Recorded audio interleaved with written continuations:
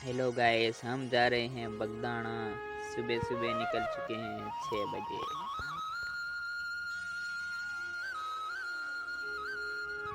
ये है मेरा भाई और उसका दोस्त जिगरी यार।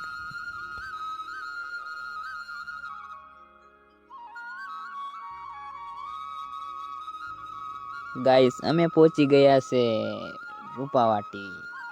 યાના ડ્રાઈવરના દોસ્ત આવે છે એટલે થોડી વાર ઊભા રહી છે।